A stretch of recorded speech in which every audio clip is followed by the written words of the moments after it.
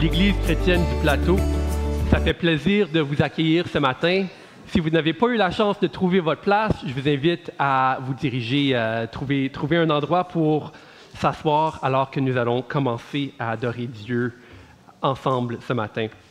Ça me fait vraiment plaisir de pouvoir animer la célébration ce matin. Je m'appelle Jonathan, je suis un des membres de l'Église. Ça me fait vraiment plaisir de vous accueillir. Puis c'est bon de vous voir, c'est bon de... Je ne sais pas si vous avez eu la chance de vous promener un peu pour voir la belle création de Dieu avec les belles couleurs. J'aime le choix de notre arrière-scène ici. Je ne sais pas si c'est spécifiquement le parc de la Gatineau, mais quel Dieu créateur plein de beauté nous avons, hein? Donc voilà, si vous êtes en visite parmi nous, j'aimerais vous souhaiter une bienvenue toute particulière, toute chaleureuse. On prie, on espère que vous allez trouver ce que votre âme recherche ce matin. En me préparant pour la célébration ce matin, je priais et puis ma prière pour nous ce matin, c'est que chacun puisse rencontrer Christ de façon personnelle. Ce matin, peut-être que tu es troublé par quelque chose. Je prie que tu puisses trouver en Christ la paix ce matin. Peut-être que tu es en conflit avec quelqu'un. Je prie que tu pourras avoir la grâce de pardonner comme notre Dieu nous pardonne. Si tu es dans la joie, je prie que tu puisses donner gloire à Dieu et être reconnaissant. Si tu es triste, je prie que tu sois réconforté et consolé. Et s'il y a un élément de ton cœur qui est en rébellion, qui n'est pas soumis à Dieu, je prie que tu puisses le voir et venir à Christ et déposer cette rébellion devant le trône du Christ. Hier, je faisais mon épicerie et puis j'ai été très inspiré par quelqu'un avec qui j'ai interagi pour moins de 5 secondes. Je faisais mon épicerie et alors que je sortais, il y a un homme âgé qui se trouvait à l'entrée. Un homme âgé qui aurait pu faire beaucoup de choses de son samedi après-midi, mais il était à la porte de l'épicerie avec des traités de la bonne nouvelle de Jésus-Christ, puis il les donnait aux gens. En fait, il m'a dit d'une voix très empressée, même je ne sais pas si désespéré c'est le bon terme, mais il y avait une urgence dans sa voix. Il m'a dit, tiens, prends ça, lis-le. Je n'ai pas interagi plus que 5 secondes avec lui, mais cet homme m'a inspiré. Voici un homme âgé qui pourrait faire toutes sortes d'autres choses, qui a encore cette passion, ce zèle pour Jésus-Christ. J'ai été encouragé parce que, peu importe ce que cet homme a vécu, Jésus demeure au centre de sa vie. Il demeure zélé pour le Seigneur Jésus. Ça me fait penser à un passage dans la parole de l'Écriture, dans 2 Corinthiens, chapitre 4, qui nous dit ceci. « Nous ne nous prêchons pas nous-mêmes. C'est Jésus-Christ le Seigneur que nous prêchons. Et nous nous disons vos serviteurs à cause de Jésus. Car Dieu qui a dit « La lumière brillera du sein des ténèbres » a fait briller la lumière dans nos cœurs pour faire resplendir la connaissance de la gloire de Dieu sur la face de Christ. Nous ne nous prêchons pas nous-mêmes, c'est Jésus-Christ qui nous a délivrés.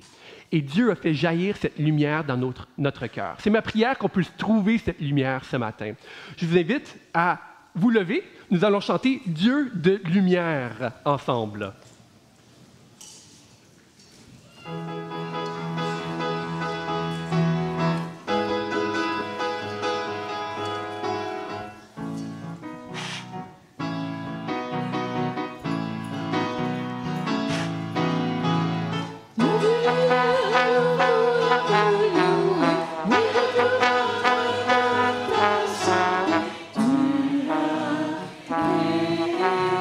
Laisse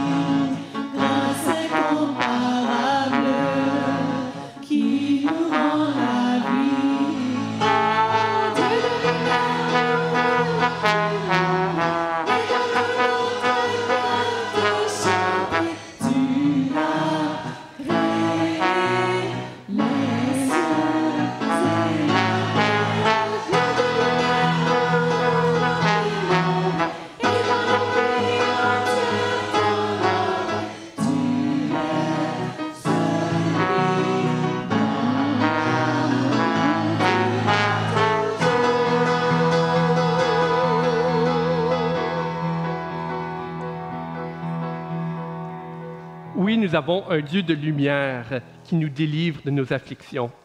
Si vous êtes comme moi, peut-être que par moments, il y a des moments où votre chair, notre rébellion contre Dieu semble être très forte. Dans Romains, on lit ceci. « Je vois dans mes membres une autre loi qui lutte contre la loi de mon entendement, qui me rend captif de la loi du péché, qui est dans mes membres. Misérable que je suis, qui me délivrera du corps de cette mort? Grâce soit rendue à Dieu, par Jésus-Christ notre Seigneur. » Et on lit, « Il n'y a donc maintenant aucune condamnation pour ceux qui sont en Jésus-Christ. » Ce prochain cantique célèbre cette victoire. Pas que moi, personnellement, j'ai réussi à triompher sur cette loi qui lutte dans mes membres, mais la victoire de Christ à la croix. Chantons ensemble, « Quelle grâce incomparable! »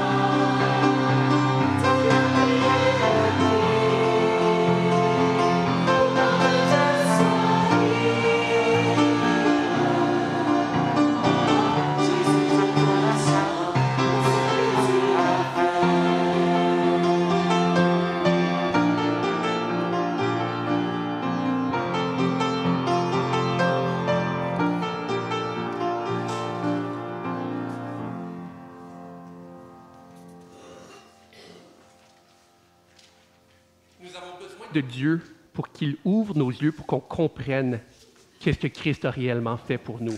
Je sais que moi, des fois, j'ai l'impression d'essayer de me forcer à comprendre cette vérité. On a besoin que Dieu travaille dans notre cœur pour être reconnaissant.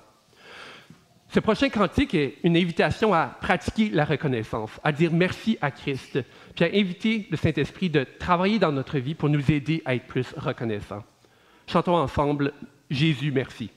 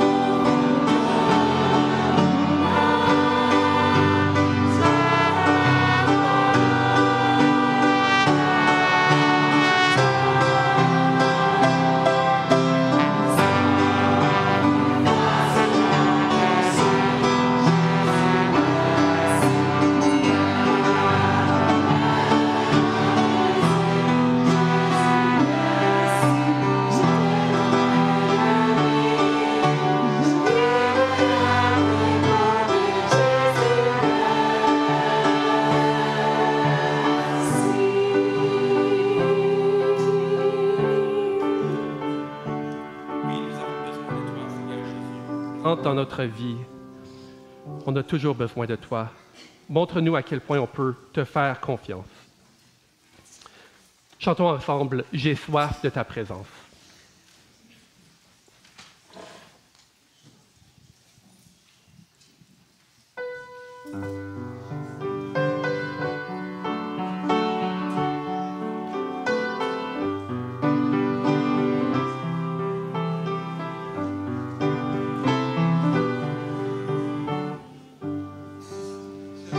Soif de ta présence, vive à chaque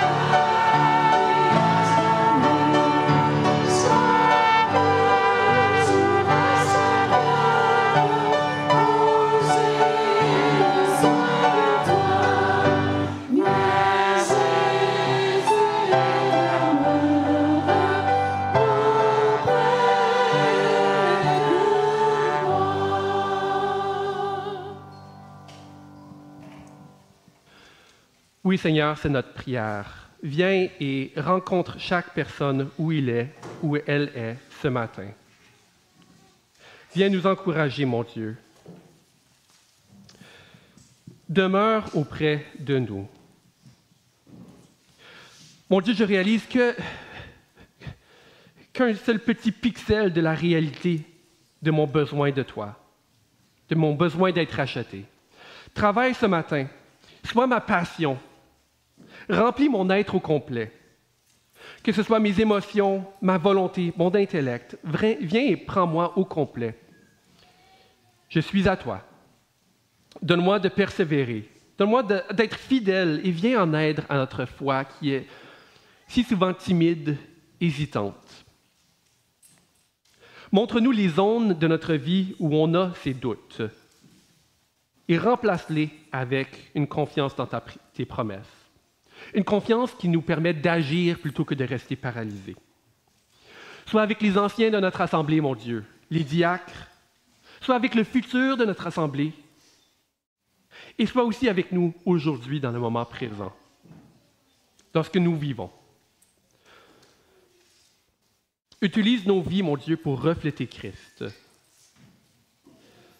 Que cet argent qu'on va récolter ce matin serve à ton royaume et que ton nom soit glorifié ici dans cette Église et dans toute cette ville. Dans le nom de Jésus, nous prions. Amen. Bien-aimés, vous pouvez prendre place et j'invite les placeurs à faire la collecte des offrandes. Si vous êtes en visite parmi nous puis vous n'êtes pas tout à fait familier avec c'est quoi l'offrande, sachez qu'il n'y a pas de pression, c'est des dons volontaires qu'on souhaite donner. Il n'y a aucune personne qui devrait se sentir obligée. Au contraire, donnez seulement si vous choisissez de le faire avec joie. Je vous encourage. Pendant les offrandes, nous allons continuer à chanter. Nous allons chanter « Combien Dieu est grand ».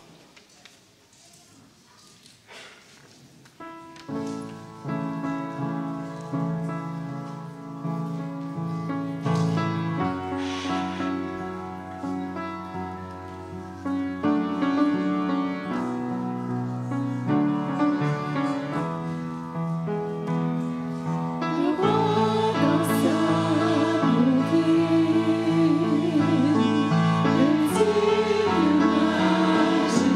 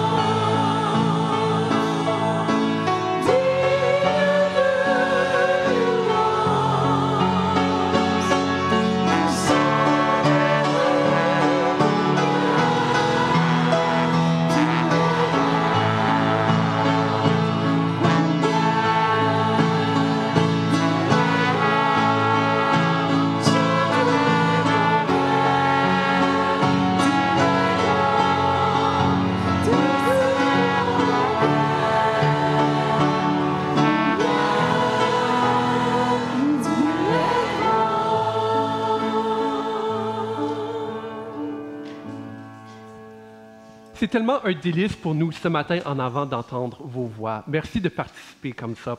Et oui, nous avons un Dieu qui est vraiment très, très grand. Frères et sœurs, j'ai quelques annonces pour vous ce matin pour le ministère pour la famille. Donc, il y a un changement dans l'endroit d'inscription. Si vous êtes habitué à venir parmi nous, vous savez que historiquement, les inscriptions se faisaient dans la cuisine. On a changé d'endroit. En fait, c'est juste à côté, dans la salle multifonctionnelle. Imaginez-vous que vous allez au même endroit, puis juste avant de tourner à gauche pour aller à la cuisine, vous tournez à droite. Ça devrait fonctionner. Alors, on fait un essai, un trial, comme on dit en anglais, pour essayer de voir si ça va fonctionner un peu mieux. Si vous aviez à cœur de servir auprès de nos jeunes,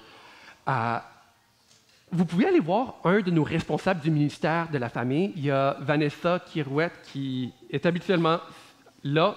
Elle est peut-être déjà de l'autre côté. Il y a Sarah Dame qui est souvent là, mais qui n'est pas là ce matin. Puis il y a David Nassa qui, habituellement, il est assis quelque part ici, mais il est peut-être là, je ne sais pas.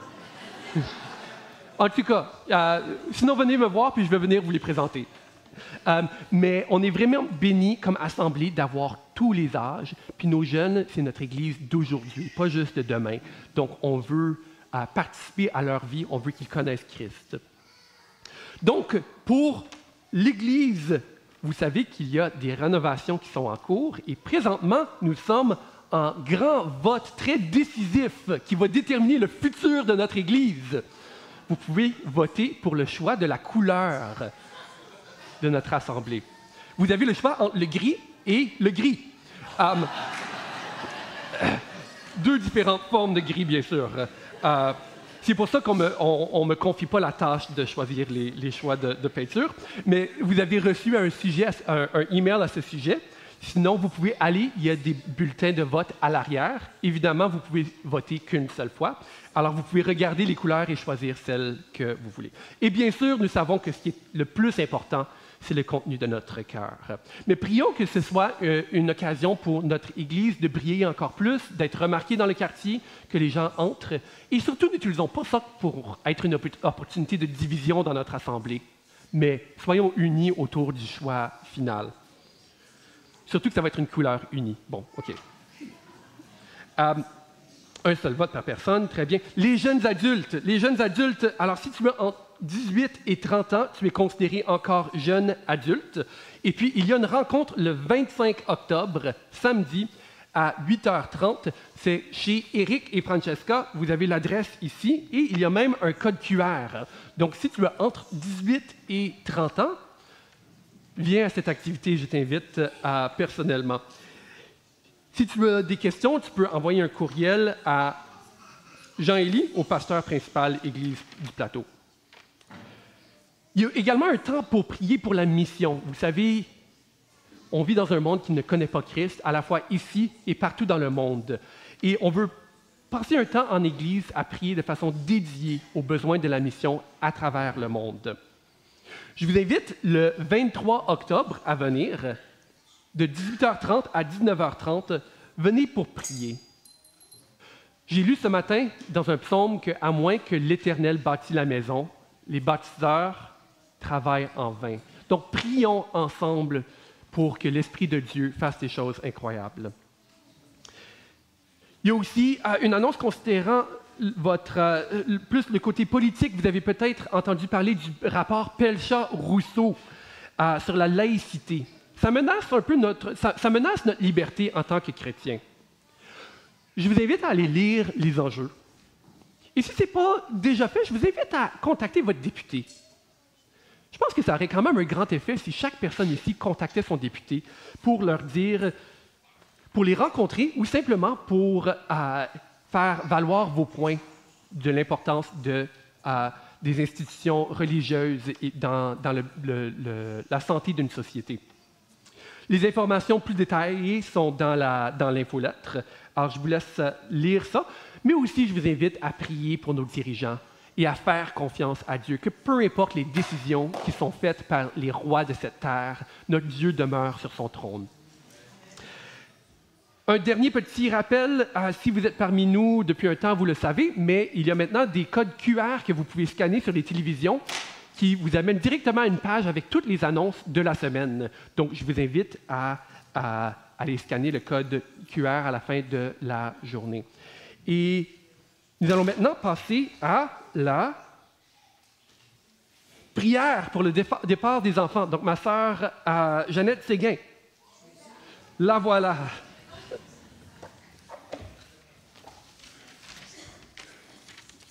Bonjour. Je vais lire quelques versets dans la Bible avant de prier. J'ai lu ça hier et puis c'est pertinent. C'est le Proverbe 7, versets 1 à 3.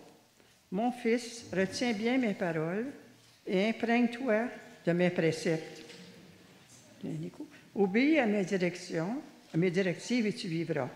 Garde mon enseignement comme la prunelle de tes yeux. Porte-les comme un anneau à ton doigt. Garde-les sur la tablette de ton cœur. » Nous allons prier. Père, on te rend grâce pour ta parole et ton enseignement dont on peut lire et parler librement dans cette Église. C'est un privilège que beaucoup n'ont pas.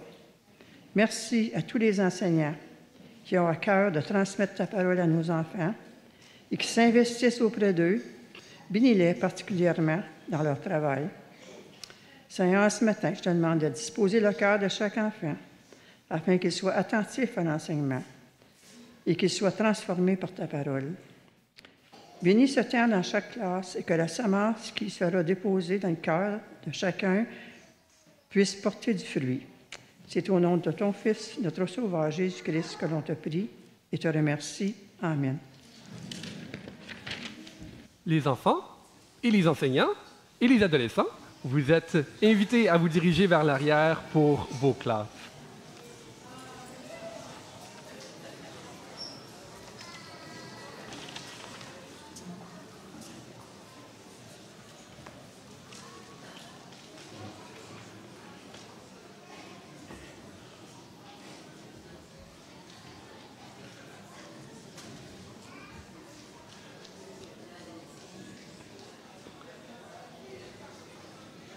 Est-ce que mon frère Philippe de Cassa est là?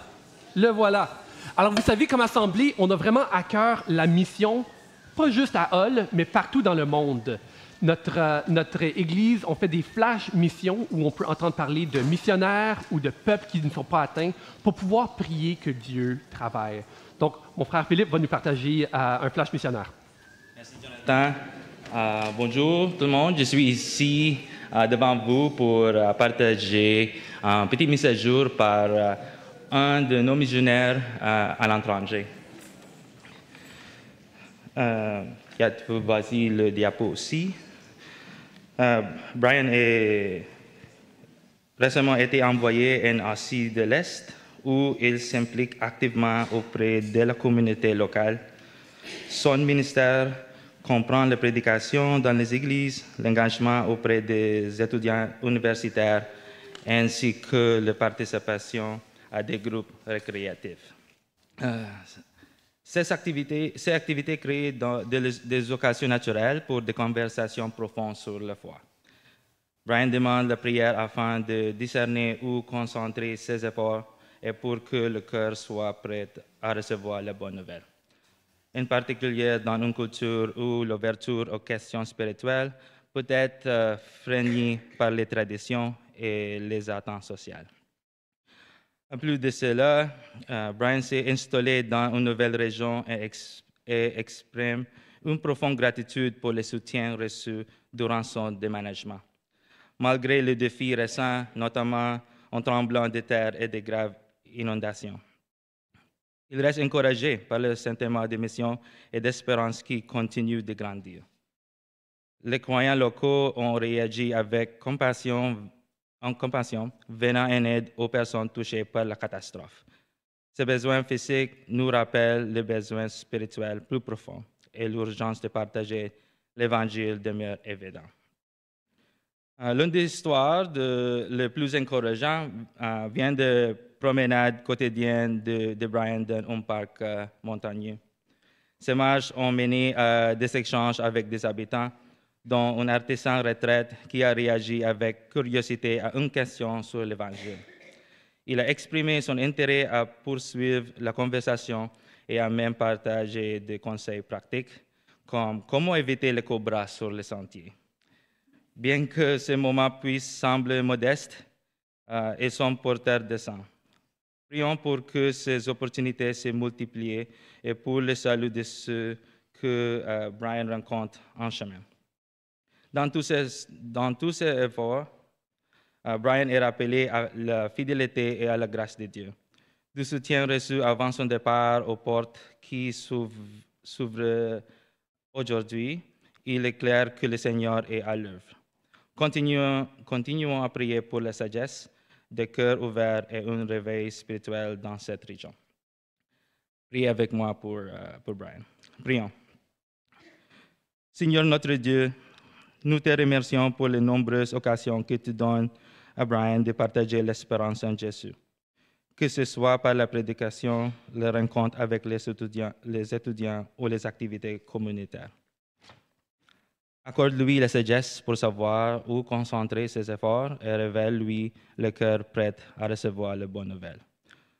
Nous prions pour les habitants autour de lui, afin que les barrières culturelles soient levées et que l'ouverture spirituelle grandisse. Encourage ton Église à être audacieuse et fidèle là où tu nous as placés. En croyant que tu agis même quand nous ne voyons pas les résultats. Fortifie ceux qui servent dans des environnements difficiles ou inconnus et prépare le cœur pour des conversations porteuses d'Évangile dans les moments ordinaires. Que ta parole soit proclamée avec puissance, apportant lumière et transformation là où elle est le plus nécessaire. Et que toute la gloire te revienne alors que des vies sont changées et que ton royaume avance. Au nom de Jésus. Amen.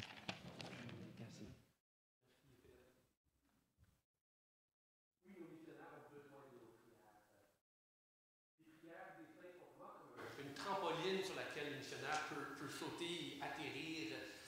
On a besoin de soutenir les missionnaires. Donc, merci mon frère de nous avoir dirigés dans cette prière. Nous allons lire la parole de Dieu maintenant. Je vous invite à ouvrir dans le livre de 1 Timothée. Puis ma sœur Mélanie va venir pour la lecture.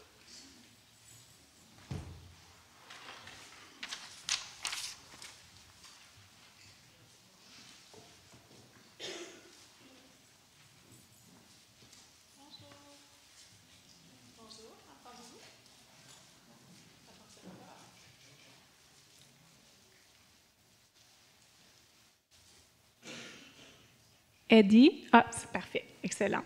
C'est mieux. J'espère que vous allez bien ce matin.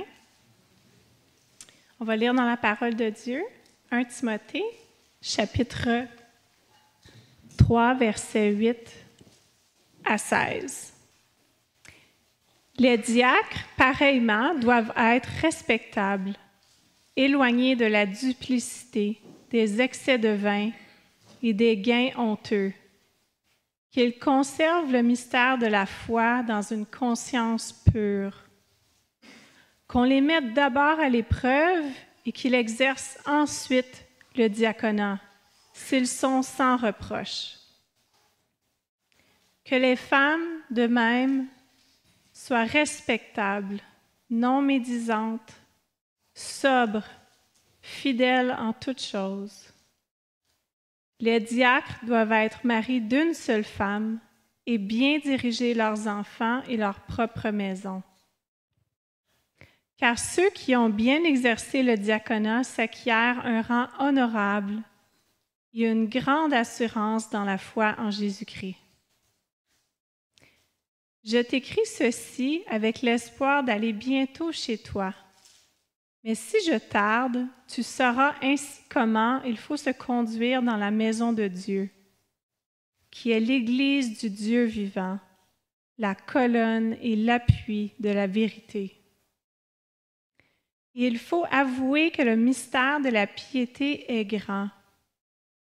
Celui qui a été manifesté en chair, justifié en esprit, est apparu aux anges, a été prêché parmi les nations, a été cru dans le monde, a été élevé dans la gloire.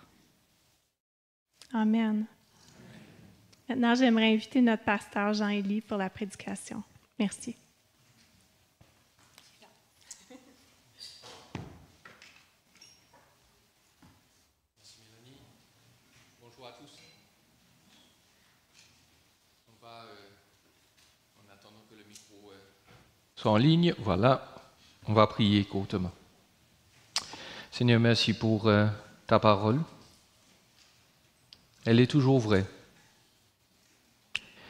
Et merci Seigneur pour la paix qu'elle a apportée dans nos cœurs et qu'elle apporte encore dans l'Église. Instruis-nous, nous t'en prions, que nos cœurs soient réceptifs et que nos vies soient changées par ton esprit agissant, par ta parole. Amen. Amen. Bonjour à tous, bonjour à ceux qui nous rejoignent en ligne aussi. Je dois vous remercier de la part où je vous transmets plutôt les salutations et les remerciements de Daniel Mitea et son épouse Michaela. Nous avons prié pour eux la semaine passée pour l'opération de notre frère qui s'est bien déroulée. Donc, ils souhaitent tous les deux vous remercier d'avoir pensé à eux. Et il faut continuer de penser à eux parce que notre frère est en convalescence pendant 3 mois. J'imagine que Michaela devra lui apporter les petits déjeuners au lit, ça va lui faire du bien.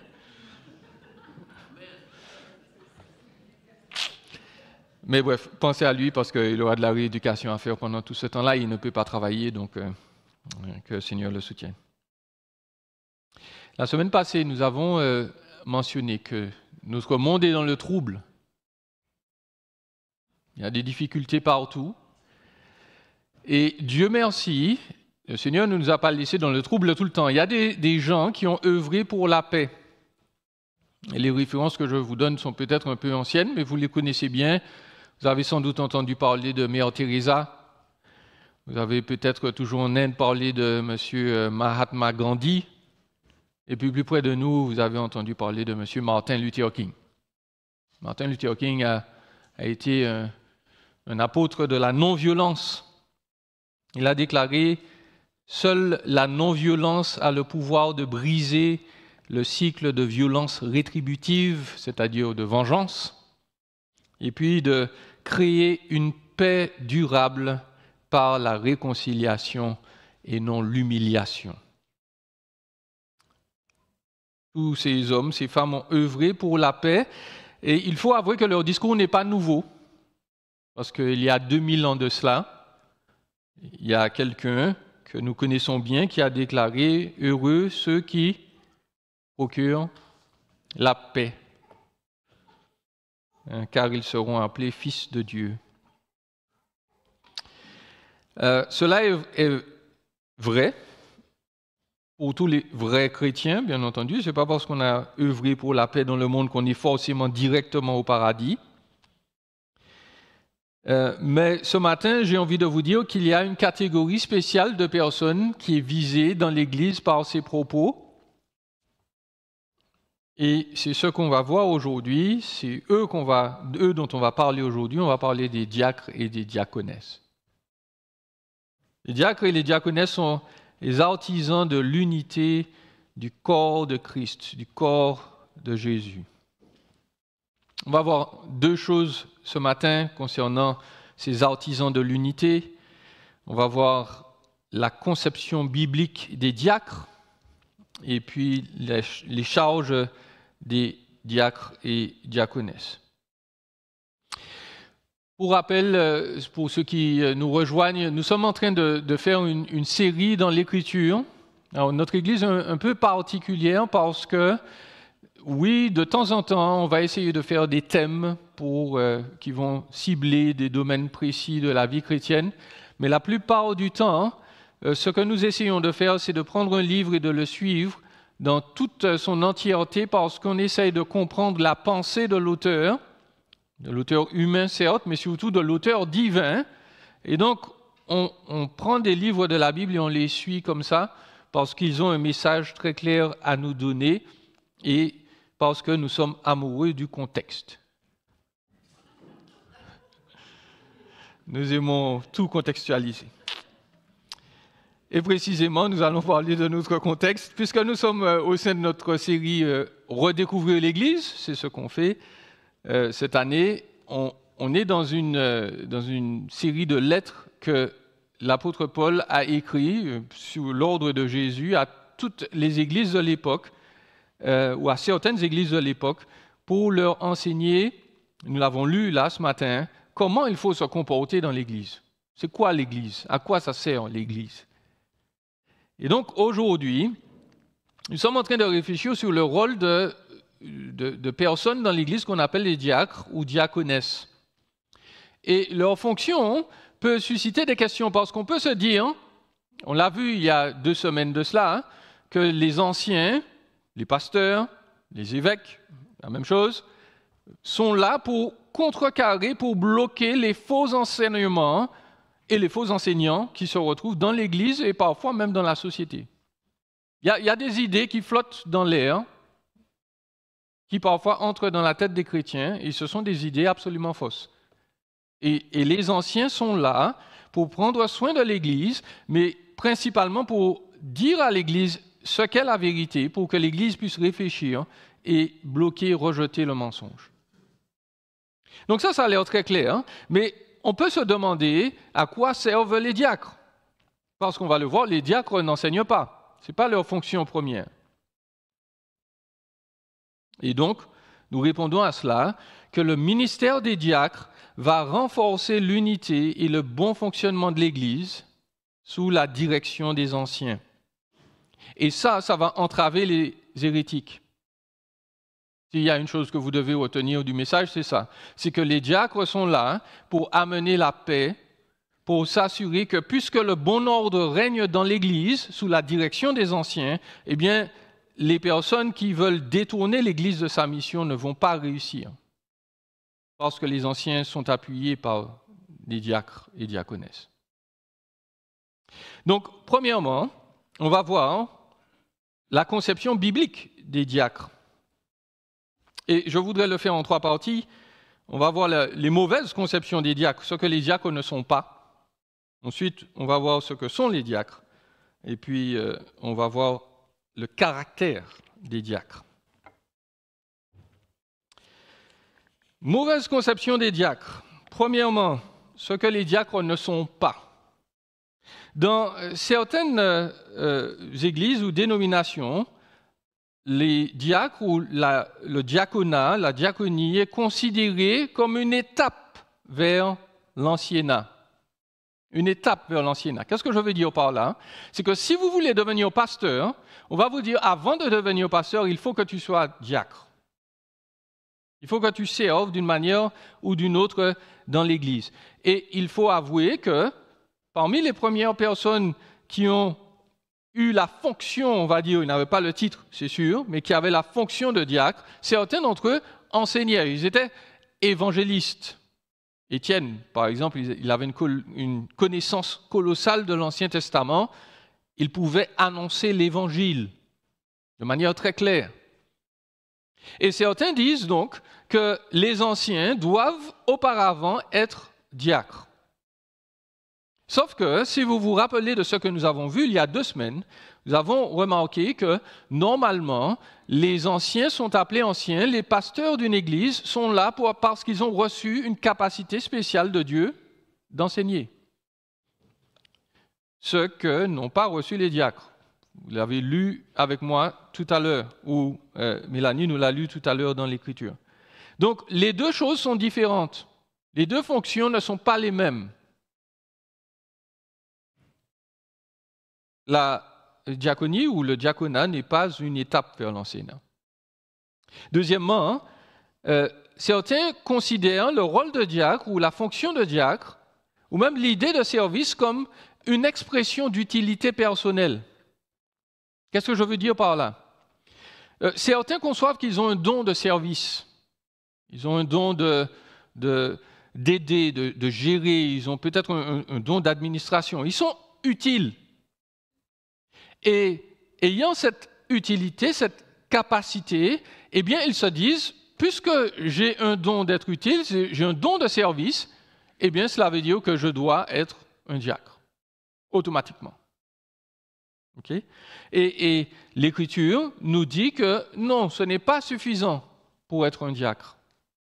Ce n'est pas suffisant pour être reconnu comme diacre. Pourquoi?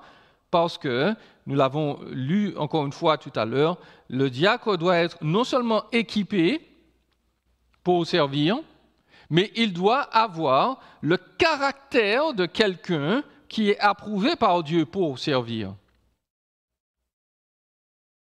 De sorte que le diacre n'est pas simplement quelqu'un qui a un don particulier, mais c'est quelqu'un qui est moralement qualifié pour faire ce qu'il fait. Donc il faut considérer son utilité, mais il faut considérer si dans sa vie, il y a des éléments qui lui permettront d'être diacre au niveau de son caractère, de sa moralité. On va le voir tout à l'heure.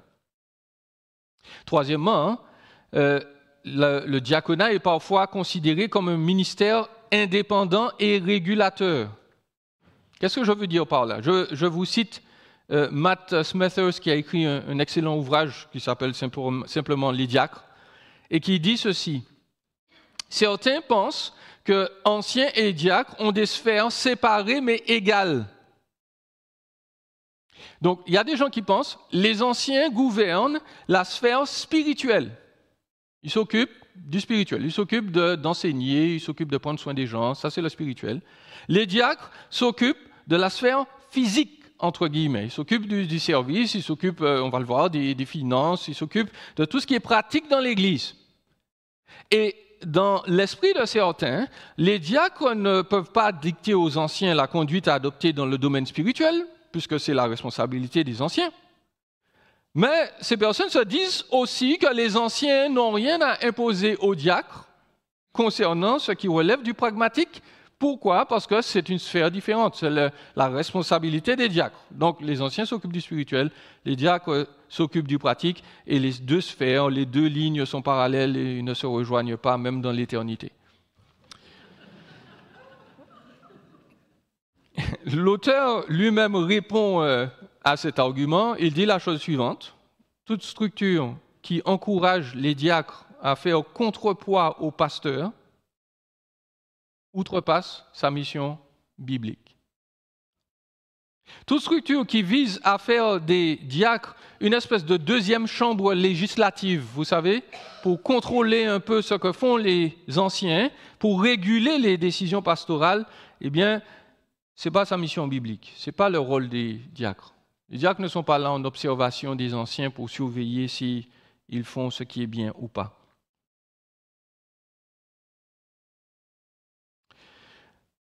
Quatrième mauvaise conception, le diacre, c'est un ancien. Et vous l'avez peut-être vu dans certaines églises, les anciens, ou le pasteur plutôt, souvent, parce que c'est souvent le modèle, le pasteur, il est seul, et puis il dirige l'église avec un conseil de diacres et de diaconesses. Ces derniers donc remplacent les anciens, ils prennent des décisions spirituelles pour l'église, et encore une fois, nous l'avons lu, ce n'est pas le rôle des diacres. Le diacre n'est pas là pour diriger l'assemblée. Sa caractéristique, c'est le service. Et les caractéristiques des anciens donc, sont différentes. Donc ça, c'est les conceptions qui ne sont pas bibliques concernant les diacres. Et il nous faut donc arriver à déterminer ce qu'est un diacre. À quoi ça sert un diacre? À quoi ça sert une diaconesse? Le mot diacre, donc, si on regarde la définition biblique du terme, c'est simplement un serviteur. Ou, plus simplement, un assistant. Ou, dans certains contextes, dans l'Antiquité, c'était un messager. C'était quelqu'un qui portait les messages de la part d'autres personnes. Avant, encore une fois, dans les temps anciens, il était utilisé pour parler des boulangers, des cuisiniers. Donc vous voyez des éléments, encore une fois, très pratiques. On met la main à la pâte, littéralement. Et dans l'usage religieux, le mot diacre décrivait plusieurs assistants dans les temples païens. Dans un sens large, il faut le comprendre, nous sommes tous des diacres, nous sommes tous serviteurs, les uns, les autres. On va y revenir, c'est ce que Jésus nous a commandé, nous a demandé de nous servir mutuellement. Et donc, dans un sens, les placeurs sont des diacres. Notre adjointe administrative, Francesca, c'est une diaconesse. Malaika, qui nous aide en cuisine, c'est une diaconesse aussi, dans un sens large. Maintenant, il y a des fonctions spéciales ou un titre spécial, entre guillemets, qui est donné aux gens qui remplissent cette fonction de manière officielle. Et parlons-en. J'ai mentionné plusieurs dames. Nous croyons qu'il y a non seulement des diacres, mais aussi des diaconesses. Au verset 11, j'attire votre attention sur notre texte que nous avons lu tout à l'heure. Il nous est dit que les femmes, de même, soient respectables, non médisantes, sobres, fidèles en toutes choses. C'est un peu particulier que Paul mentionne cela en plein milieu du passage consacré aux diacres. Et je vous en parle parce que dans certaines églises, jusqu'à maintenant, on va considérer que ce titre-là, diaconesse, n'existe pas, et c'est vrai que le mot n'existe pas dans l'Écriture, ou plutôt a été une invention un peu de l'Église, il n'existait pas dans le langage commun. Certains considèrent que les diacres doivent être uniquement des hommes. Et ils vont interpréter ce verset-là, le verset 11, comme étant une description des femmes des diacres. Verset 8, Paul dit les diacres doivent être respectables, etc. Et puis, verset 11, ils vont traduire, certaines versions le disent, leurs femmes, de même, doivent être sobres, fidèles, non médisantes, etc. Alors, nous avons quand même une petite nuance à apporter à cette conception, parce que, premièrement, il faut noter que Paul n'a jamais donné de description des femmes des anciens. Ça, c'est la chose qui nous arrête. Parce que quand Paul a décrit les anciens, il a dit, bon ben voilà, il faut qu'ils soient mariés d'une seule femme. Il a parlé de la maison des anciens, c'est-à-dire de leur foyer, de comment ils s'occupent de chez eux, mais il n'a jamais mentionné, ben oui, mais les femmes des anciens doivent être aussi des femmes respectables, etc., etc. Et qu'il ne le fasse pas pour les femmes des anciens et qu'il le fasse pour les femmes des diacres est un peu particulier, vu que, encore une fois, le rôle des anciens est quand même assez important.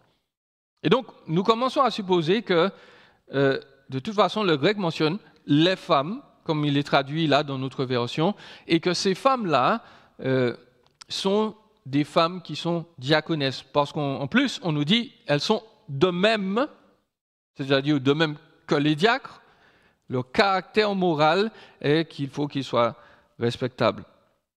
Donc nous pensons que Paul fait une parenthèse pour décrire les diaconesses. Et de surcroît, il y a au moins une femme dans l'Écriture, dans Romains 16, verset 1, qui a ce titre-là, Phébé. On a appelé la diaconesse. En gros, nous pensons que le ministère des femmes diacres ou des diaconesses est tout à fait valide. Donc, les diacres sont des serviteurs, les diacres peuvent être des diaconesses. Notons que les diacres sont aussi plusieurs. Les diacres fonctionnent comme les anciens en groupe. Et je tiens à affirmer qu'il est presque impossible d'ailleurs qu'une église fonctionne correctement sans plusieurs diacres. Les diacres sont des serviteurs, nous l'avons dit, mais des serviteurs de qui ? Mentionnons que les diacres sont une idée des apôtres. En tout cas, pas le titre officiel, mais en tout cas la fonction, l'idée de la diaconie est lancée un peu par les apôtres, on va le voir là-dessus. Et les diacres sont mentionnés tout de suite après les anciens. Et il y a un auteur qui nous fait remarquer la chose suivante, les diacres ne constituent pas un collectif indépendant et autonome de responsables sans rapport avec le groupe d'anciens. Comme le contexte et les termes eux-mêmes l'indiquent, les diacres agissent sous la direction des leaders, des dirigeants. Les diacres assistent les dirigeants en les représentant officiellement et en se tenant prêts à accomplir les tâches qui leur sont déléguées par les anciens. Donc un diacre, c'est un serviteur de l'Église au sens large, mais c'est aussi un serviteur des anciens. Je vous cite une illustration du pasteur Mark Dever que je modifie quelque peu. Si les anciens disent « allons à Trois-Rivières », Les diacres n'ont pas la légitimité de répondre « non, allons plutôt à Montréal ». Ils peuvent par contre dire, vu l'état du moteur, je doute qu'on arrive jusqu'à Trois-Rivières. Donc, on devrait trouver une autre solution. C'est une remarque utile. C'est une remarque sage. Les diacres ne s'opposent pas aux anciens. Ils ne disent pas non aux anciens. Ils conseillent les anciens. De manière générale, ils sont appelés à appuyer la décision choisie par les anciens. Pour résumer donc, les diacres et diaconesses sont un groupe d'hommes, de femmes doués pour le service, assistant des anciens pour le bien de l'Église. Il faut que je parle du caractère des diacres et diaconesses rapidement. Au verset 8, je vous le remets sous les yeux, il nous est dit que les diacres, pareillement, doivent être respectables, éloignés de la duplicité, des excès de vin, des gains honteux. Et puis au verset 12, déjà au verset 11, les femmes doivent être respectables, non médisantes, sobres, fidèles en toutes choses. Verset 12, les diacres doivent être maris d'une seule femme et bien diriger leurs enfants et leur propre maison. Vous notez que les caractéristiques ici sont très semblables à celles des anciens. La moralité biblique ou le comportement conforme à Christ des diacres et diaconesses sera le support fondamental de leur ministère. Je le redis, parfois on fait une erreur, on se dit, comme la personne est très utile, on va la nommer diacre ou diaconesse. Et on oublie de vérifier, est-ce que c'est quelqu'un qui est doux, qui gère bien sa famille? Est-ce que c'est quelqu'un qui a un caractère vraiment de serviteur, ou bien est-ce que c'est quelqu'un qui est contestataire ou difficile? Les deux choses doivent être combinées lorsqu'on parle du ministère des diacres et diaconesses. Donc, les diacres, ils sont respectables. J'attire votre attention dessus parce que le terme, il est très lourd, là, très poignant. Le terme, normalement, veut dire vénérable, digne. Il parle non seulement de dignité humaine, mais de dignité qui dérive d'un être céleste. Autrement dit, le diacre, son caractère a été touché par Dieu, entre guillemets. Le terme parle de quelqu'un ou de quelque chose de majestueux et d'impressionnant qui attire. Un diacre ou une diaconesse, entre guillemets, ce n'est pas des gens ordinaires, ce n'est pas des chrétiens ordinaires. Dans le sens où ils ont, à cause de leur caractère, quelque chose qui attire les frères et sœurs. Ils se disent, cette personne-là, elle va m'aider à résoudre mon problème. Les diacres sont des gens qui n'ont qu'une parole. Ils ne sont pas, nous dit le grec, des gens qui ont deux paroles, littéralement. C'est ce que Paul dit. Ils ne sont pas des gens qui ont deux paroles. Autrement dit, ils ne sont pas hypocrites, ils ne sont pas trompeurs. Ils ne vous disent pas oui hier et puis non demain. Ce qu'ils disent, c'est ça. Ils ne mentent pas. Les diacres sont des personnes sobres, que ce soit les femmes comme les hommes, ils doivent être éloignés des excès de vin. Donc, ils ne sont pas des addicts. Je rappelle que l'addiction couvre toutes sortes de domaines, certes, dans les domaines sexuels, ça va jusqu'à la cuisine. Si vous n'avez pas pris votre café ce matin, et puis vous avez la main qui tremble, et vous avez mal à la tête, et puis vous criez sur tout le monde, peut-être que le café est en train de faire des choses qu'il ne devrait pas faire chez vous. Parce que souvent, quand on parle d'addiction, on pense tout de suite, drogue, sexe et rock'n'roll. L'Écriture nous dit, même notre nourriture, là, peut devenir un sujet d'addiction. Et notez bien, c'est votre pasteur qui aime beaucoup manger qui vous en parle. Les diacres sont des personnes désintéressées. L'expression est littéralement non cupide, éloignées des gains honteux. L'idée, c'est que quelqu'un qui est cupide est possédé par un fort désir de gagner de l'argent. Et Et laissez-moi vous dire, ça c'est juste la première partie de la définition, parce qu'il n'y a aucun problème à avoir un fort désir de gagner de l'argent, je le dis d'office. Si vous avez des problèmes financiers, vous avez des dettes à payer, et que vous avez un fort désir de gagner de l'argent pour combler vos dettes, c'est très bien. Sauf que les gens cupides ont un fort désir de gagner de l'argent, même si le gain va dégrader leur moralité. Autrement dit, ce sont des gens qui sont prêts à tout pour avoir de l'argent. Ils sont prêts à tout. Ils vendraient père et mère. On leur dit, bon, écoute, on te propose une job, mais il faudra être là tous les dimanches. Ils ne réfléchissent même pas. C'est bon, je prends. Je prends. Dieu est très compréhensible. La communion fraternelle, je n'ai pas vraiment besoin de ça. Je prends la job. L'Écriture nous dit que le diacre, c'est quelqu'un qui va devoir aider au niveau des finances et c'est quelqu'un qui n'est pas maîtrisé par l'argent. Il ne se laisse pas corrompre par le désir de posséder et il ne fait pas de l'argent une sécurité ou sa sécurité. Il ne se dit pas, comme je suis au contrôle de mon compte en banque, je suis sécure. Parce que dire cela, c'est faire de l'argent notre Dieu. C'est penser que l'argent va nous apporter la sécurité. Les proverbes disent « la richesse se fait des ailes ». En particulier, souvent quand Jésus veut nous donner une leçon. Les diacres, donc, ne sont pas cupides. Ce sont des personnes exemplaires dans leur famille. Si on demande à quelqu'un d'être diacre, normalement, ceux qui les entourent, leurs enfants, épouses, époux, vont dire « non, aucun problème, tu peux y aller ». Les diacres sont des personnes doctrinalement solides. Ils conservent le mystère de la foi dans une conscience pure, à partir du verset 13. Verset 9 et verset 13.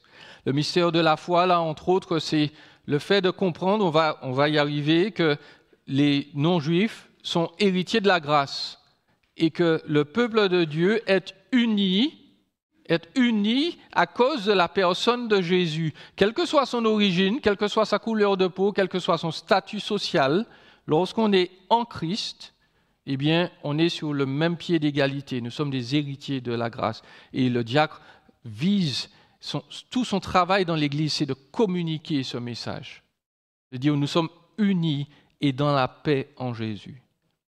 Les diacres et diaconesses ont une connaissance profonde et expérimentale de Jésus et son évangile. Ils savent qu'ils sont appelés à manifester l'unité, le pardon et l'amour pour apporter Jésus et sa résurrection.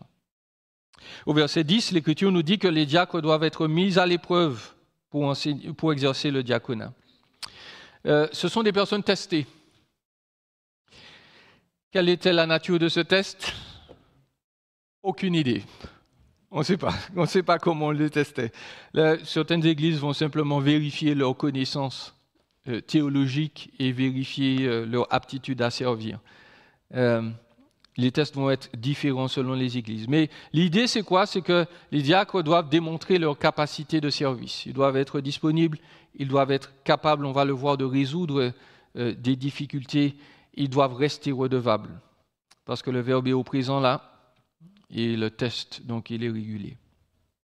Et puis, verset 13, l'Écriture nous dit que ceux qui ont bien exercé le diaconat ont un rang honorable, une grande assurance dans la foi en Christ Jésus. Nous avons dit que les anciens, selon le livre de Daniel, vont briller comme les étoiles dans le ciel. Eh bien, les diacres ne seront pas loin derrière. Les diacres seront grandement récompensés. Ils vont avoir non seulement maintenant une belle assurance, une confiance, un aplomb dans la foi, mais ils auront des récompenses spéciales dans le ciel à cause de leur fonction. Ce n'est pas rien d'être diacre. Pour résumer donc, les diacres sont des hommes et des femmes qualifiés par Dieu pour servir les anciens et l'Église. L'une des plus hautes fonctions dans le royaume de Dieu, c'est celle de diacre ou diaconesse. Et nous devons donc tenir en haute estime les diacres et diaconesses parce que même s'il n'enseigne pas, il contribue à la renommée de Jésus et au bien-être de son peuple. Voilà pour ce qui est de la conception biblique des diacres. On termine avec les charges ou la charge des diacres et diaconesses. Et nous allons parler de deux choses, de la base et du but de la diaconie ou du diaconat. Je vais vous inviter avec moi à tourner dans Acte 6. Acte 6, versets 1 à 7. Acte 6, versets 1 à 7. On va lire ces quelques versets ensemble et on va trouver là quelques éléments importants concernant le rôle des diacres et diaconesses. Acte 6, verset 1, dans la version à la colombe, il nous est dit « En ces jours-là, comme les disciples se multipliaient, les hellénistes murmurèrent contre les Hébreux parce que leurs veuves étaient négligées dans le service quotidien. Les 12, sous-entendu les 12 apôtres, convoquèrent alors la multitude des disciples et dirent « Il ne convient pas que nous délaissions la parole de Dieu pour servir aux tables. C'est pourquoi, frères, choisissez parmi vous 7 hommes de qui l'on rende un bon témoignage, remplis de l'esprit et de sagesse, et nous les chargerons de cet emploi. Pour nous persévérerons dans la prière et dans le service de la parole. » Ce discours plut à toute la multitude. Ils élurent Étienne, un homme plein de foi et d'Esprit Saint, Philippe, Procor, Nicanor, Timon, Parména et Nicolas, prosélyte d'Antioche. Ils les présentèrent aux apôtres qui, après avoir prié, leur imposèrent les mains. La parole de Dieu se répandait, le nombre des disciples se multipliait beaucoup à Jérusalem et une grande foule de prêtres ou sacrificateurs obéissait à la foi. Dans ce passage-là, nous avons la genèse de l'idée des diacres. Et il faut examiner la situation. L'Écriture nous dit que des frères, des gens qui croyaient en Jésus, là on parle de chrétiens, ils ont commencé à se plaindre. Pourquoi? Parce que ces frères-là, eux, ils parlaient le grec. Donc les hellénistes, ce n'étaient pas des enfants d'Hélène, quoique. C'étaient des juifs qui avaient grandi en Grèce ou qui avaient grandi dans une culture grecque. Ils ne parlaient pas pour la plupart d'entre eux l'hébreu ou l'araméen. C'était des hommes et des femmes qui avaient été imprégnés de culture grecque et il y avait des problèmes parce qu'on négligeait les veuves, et donc les veuves, c'était des personnes qui avaient perdu leur mari. Je rappelle, à cette époque, les femmes ne pouvaient pas forcément travailler. Lorsqu'elles perdaient leur mari, elles n'avaient plus rien. Donc il fallait que l'Église aide en particulier. L'Église était quasiment l'une des seules à le faire dans l'Antiquité. Je referme la parenthèse. Les Hébreux, les purs, les vrais de vrais, les vrais Juifs, ont commencé à regarder un peu de haut les hellénistes, les Juifs qui ne parlaient pas juif, qui n'étaient pas vraiment juifs, vous voyez, dans leur esprit. On dit, bon, eux, c'est des Israélites de deuxième classe, parce qu'ils ont oublié la langue de leurs ancêtres. Et ça, c'est grave. Ça, c'est grave, parce que, bien entendu, il y a un tout petit peu là d'arrogance. Et puis, il y a surtout là une volonté de mépris et potentiellement un sujet de division dans l'Église. On dit aux gens, voilà, qui ne sont pas aussi... Tu ne parles pas la langue de Jésus, mon ami. Tu parles le grec. Et pour rappel, dans l'histoire des Juifs, ils ont été colonisés par la Grèce et l'une des choses que les Grecs ont fait, c'est très vite, ils ont essayé de montrer aux Juifs combien ils étaient en retard sur la technologie, sur la philosophie. Et il y a beaucoup de Juifs qui ont, dans le passé, fait des compromis à ce niveau. Et donc, les hellénistes ou les hébraïques de l'époque, ils avaient un peu peut-être ce relent-là de « il faut rester fidèle à nos racines ». Et vous n'êtes pas fidèles à nos racines, donc on commence à mettre les veuves hellénistes de côté. Et donc, les apôtres voient le problème venir. Ils disent, OK, là, on a un problème de division qui vient, mais leur rôle principal, c'est de prêcher, de prier, cela prend du temps. Donc, ils se disent, on va déléguer des gens qui vont tuer ce soupçon-là de désunion. Et je vous prie de noter les personnes qui ont été désignées. Verset 5, le premier s'appelle comment? Étienne. Étienne, c'est ton nom juif? Non. Philippe. Philippe, c'est juif? Pas du tout. Nicolas. Grec aussi. Ils ont tous des noms grecs. C'est pas qu'ils ne sont pas juifs, hein. Mais visiblement, ce sont des gens qui, techniquement, certains auraient pensé, sont contaminés par l'esprit helléniste. Voyez-vous ce qui s'est passé? Les apôtres ont dit, il y a un problème de division. L'Église réfléchit ensemble et essaie de trouver une solution. Et l'Église a réfléchi et elle s'est dit, les meilleures personnes qui vont pouvoir comprendre comment bien distribuer des choses aux gens qui parlent le grec, ce sont des gens qui parlent le grec. L'Église s'est dit, on va choisir des personnes qui ont le même arrière-plan que les gens qui sont méprisés là au début. Comme ça, eux, ils vont comprendre le problème et ils vont trouver la meilleure des solutions. Ils ont réalisé que les plus qualifiés pour la tâche, c'était premièrement des gens qui ressemblaient à Jésus, tel leur caractère. Ils étaient remplis de l'Esprit Saint, nous dit l'Écriture, au moins pour Étienne.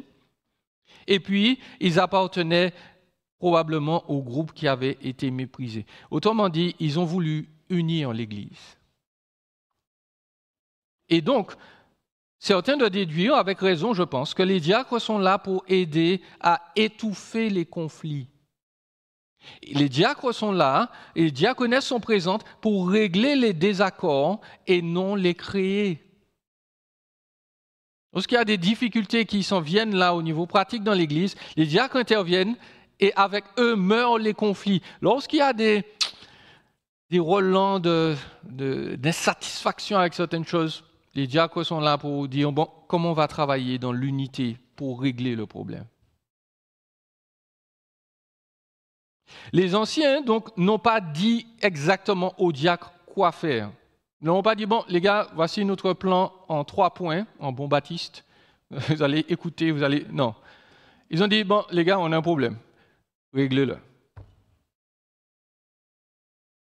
Les diacres, donc, sont présents pour détecter les problèmes concrets dans l'Église et leur trouver des solutions concrètes pour le bien de l'Église. Ça, c'est le deuxième rôle des diacres. Et il est évident, au vu des caractéristiques des diacres, qu'ils vont aider non seulement au bon fonctionnement de l'Église, mais ils vont faciliter l'adoration de Jésus.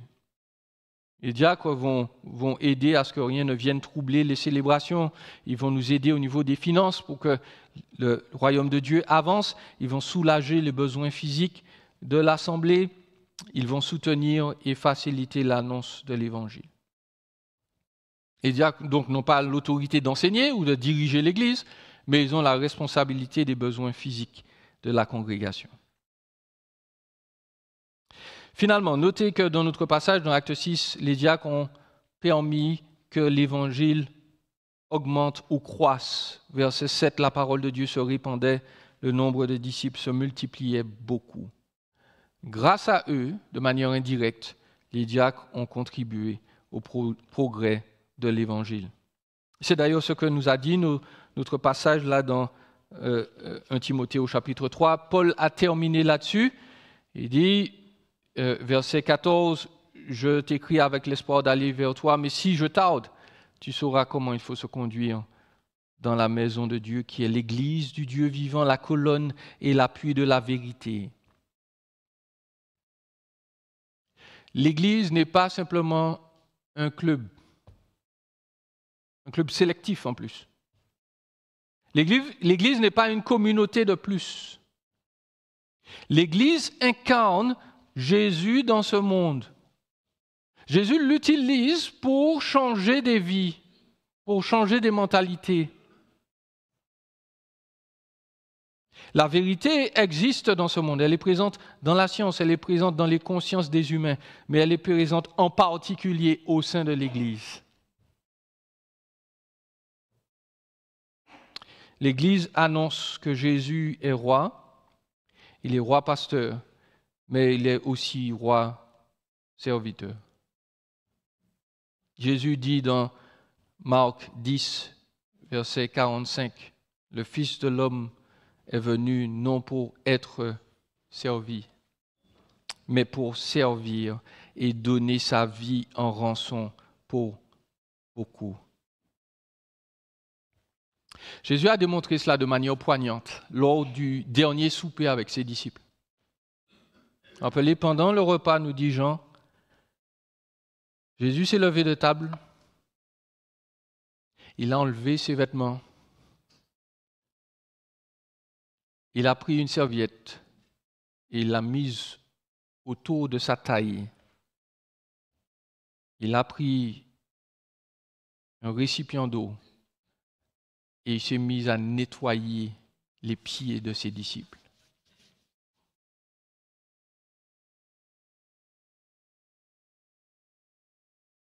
Je vous rappelle très humblement que les gens de cette époque marchent avec des sandales ouvertes. Et ils n'ont pas de char, littéralement. Ni char romain, ni de voiture. Ils n'ont pas non plus de cheval pour les transporter. Ils marchent à pied toute la journée.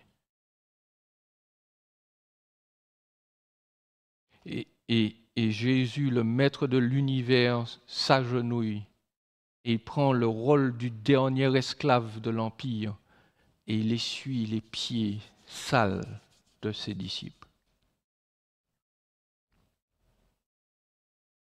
Et il illustre, voilà ce que je suis venu faire. Je suis venu prendre vos saletés. Je suis venu prendre vos impuretés. De la même manière que la serviette là que j'ai utilisée a absorbé la poussière et autres impuretés de la route, je suis venu porter vos infidélités. Je suis venu porter vos rébellions sexuelles. Je suis venu porter votre colère et votre haine, même secrète. Je suis venu payer pour. Et Dieu a déversé sur son Fils la colère qui nous est due. Il est venu servir. Et Jésus est ressuscité pour que tous ceux qui croient en lui reçoivent la pureté qui lui est naturelle parce qu'il est Dieu.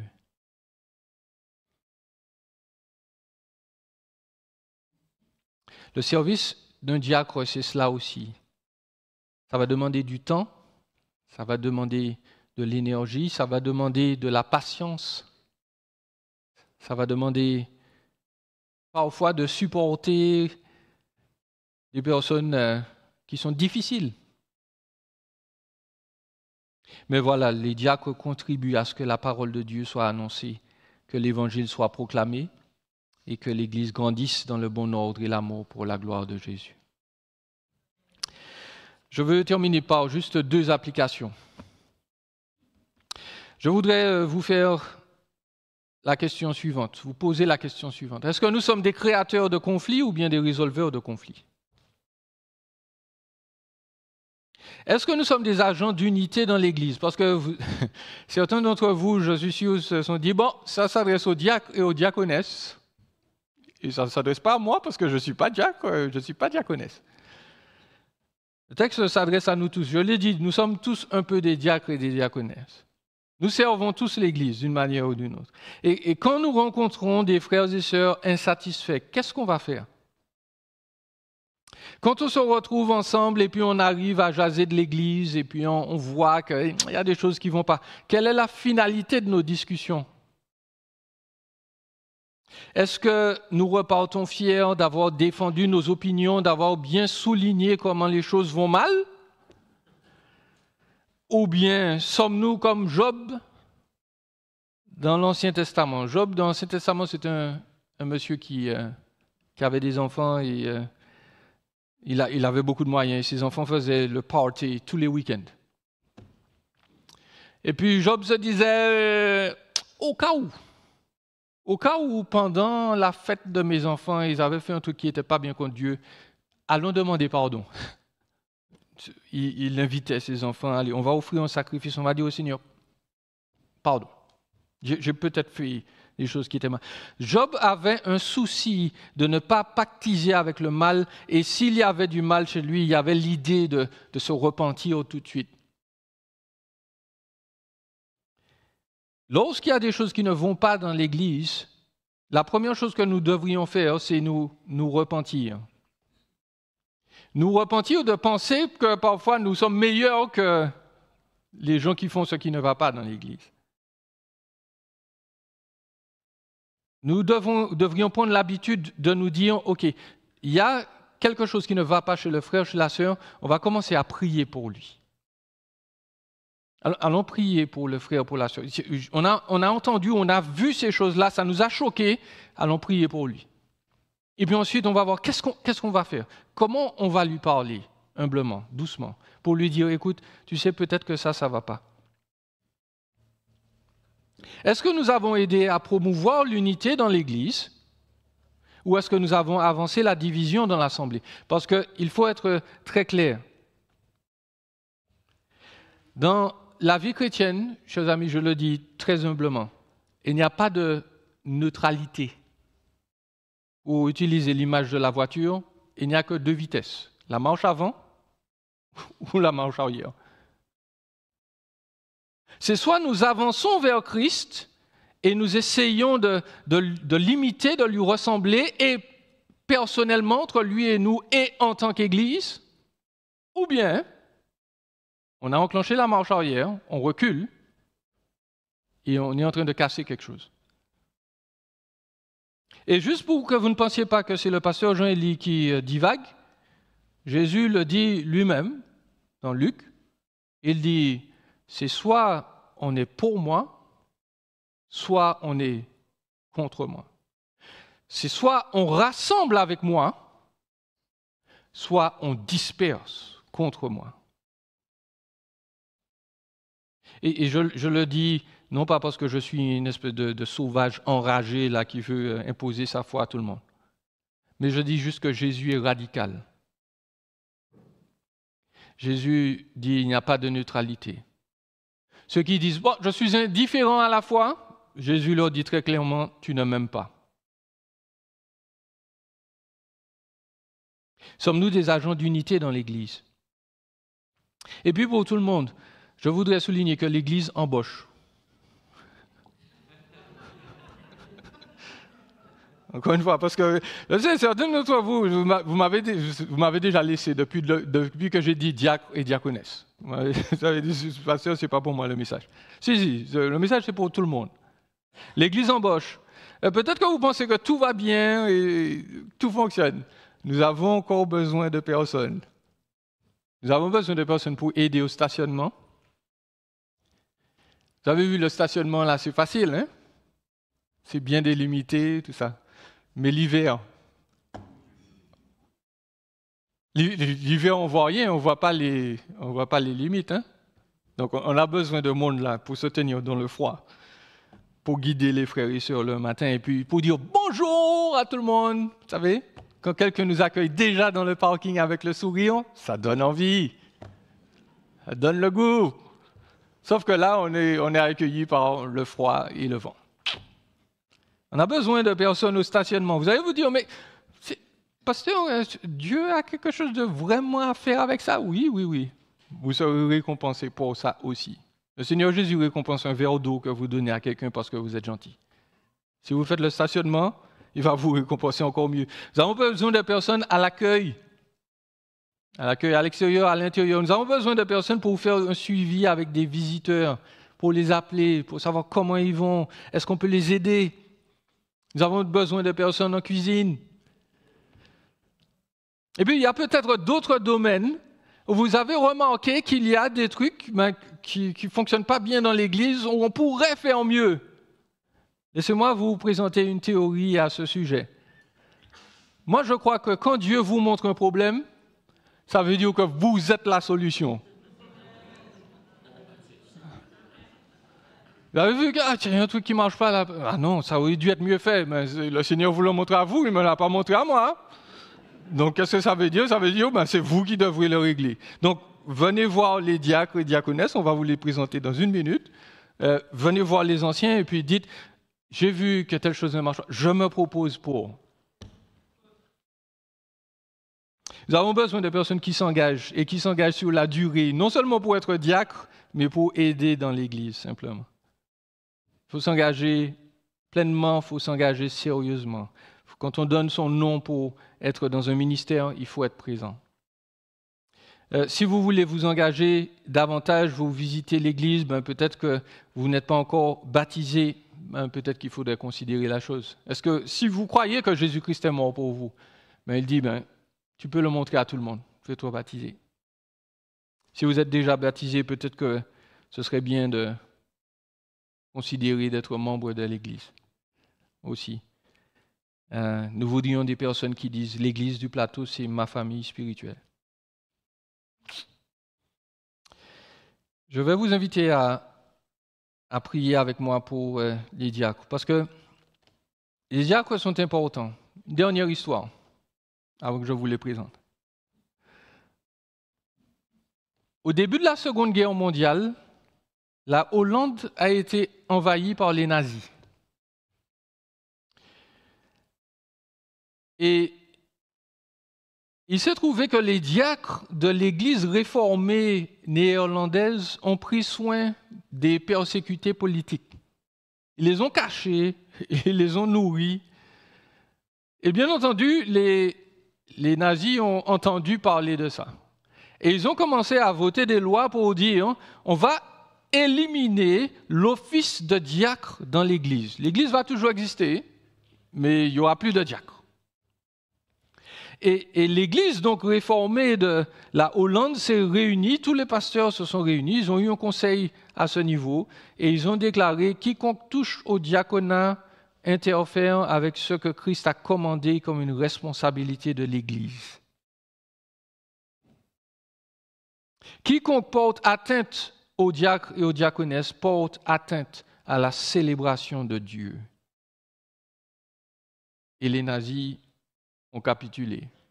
Ils ont dit OK. Les diacres sont importants pour l'Église, ils sont dignes de respect. Et on devrait prendre le temps de les remercier pour leur service, qu'on ne voit pas souvent, de les féliciter pour leur ministère. Et juste au cas où vous ne sauriez pas qui sont nos diacres et diaconesses, je vais leur demander de se lever, juste pour que vous sachiez qui c'est. Donc, j'appelle Denis Caron. Si tu peux juste te lever. Louise Bartlett. Elle était là ce matin, c'est sûr. Christine Gagnon, qui est peut-être... Ah ben oui, elle est là. Louise Saint-Cyr-Claude, qui n'est peut-être pas là aujourd'hui. C'est ça. Et puis Daniel Bergevin-Scott. Juste pour vous informer que voilà nos diacres et diaconesses. On en a encore, j'ai envie de dire, sur le feu. Il y en a 2 ou 3 qu'on a déjà approchés et qu'on va vous présenter de manière officielle lors de notre assemblée, notre réunion annuelle le mois prochain. Donc on invite tous les membres à être présents pour cela. On va vous présenter aussi de manière officielle nos anciens en formation. Je répète, Martin Jones et Seth Dorval. On va incliner la tête et puis prier pour nos diacres et pour notre Église. Seigneur, merci de nous faire du bien, merci de nous faire grâce. Merci pour le ministère de nos diacres et diaconesses. Merci pour leur fidélité, les talents que tu as placés en eux. Merci Seigneur de les encourager et de les renouveler dans leur force. Et vraiment Seigneur de continuer de les inspirer dans cette tâche qu'ils font pour toi et pour ton Église. Seigneur, je veux prier pour nous aussi en tant qu'Église, afin que tu nous aides à nous engager pleinement pour toi. Tu as fait tellement pour nous. Tu t'es donné pour nous, tu es venu servir et non être servi. Et nous prions que nous tous ici, membres ou pas, nous puissions nous lever et chercher à t'honorer, à te glorifier par notre activité dans l'Église. Donne-nous d'être vraiment des serviteurs les uns des autres, qui vont chercher à apaiser les conflits, qui vont chercher à détecter les besoins et à leur trouver des solutions, qui vont travailler en accord les uns avec les autres et avec les anciens pour que cette Église puisse bien fonctionner, te glorifie, que le salut soit annoncé, que des âmes soient sauvées et que nous soyons fidèles jusqu'à ton retour. Nous comptons sur toi et nous t'avons prié dans le beau nom de Jésus. Amen.